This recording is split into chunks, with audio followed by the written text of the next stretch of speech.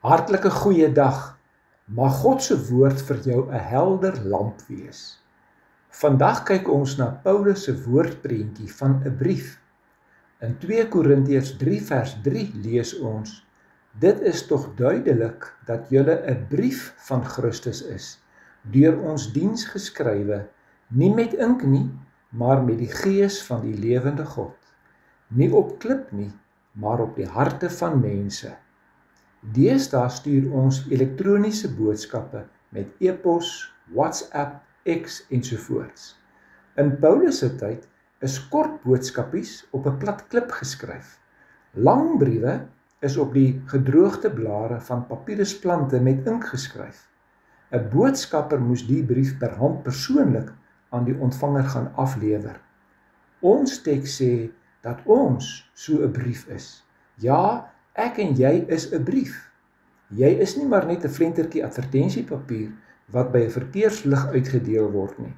Jy is 'n spesiale en kosbare brief, want jy is 'n brief wat deur Christus gestuur is.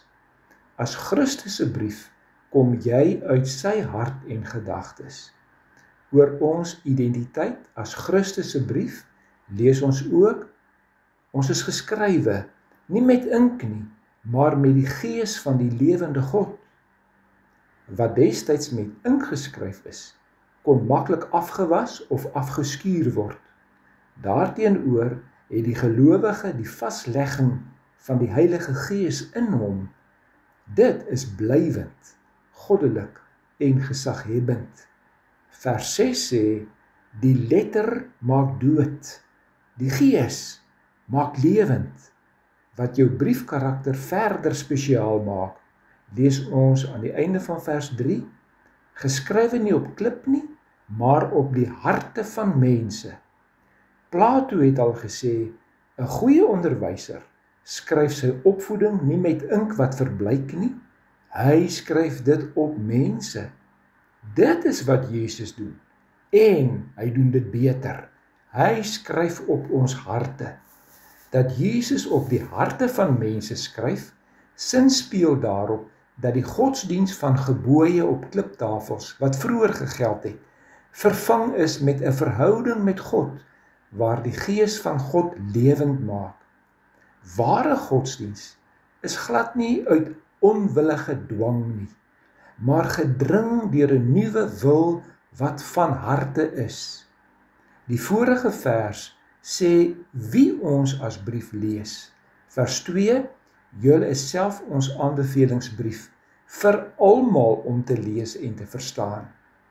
Ons lewe is dalk die enigste Bybel wat sommige mense kan lees. Hulle lees ons. Die gevangenes in Filippi se tronk het vir Paulus en Barnabas gelees wat in die middel van die nag lofliedere gesing het, al was hulle ook vasgeketting. Koning Nebukadneser het vir Daniël gelees. Koning Ahasveros het vir Ester gelees. Die hoëpriester en die Joodse raad het vir Stefanus gelees toe hulle hom gestenig het. God se kinders het 'n invloed op mense om ons, want hulle lees ons soos 'n brief.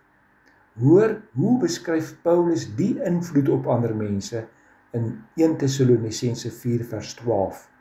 Julle eerbare leefwyse sal die agting van die mense buite die gemeente afdwing.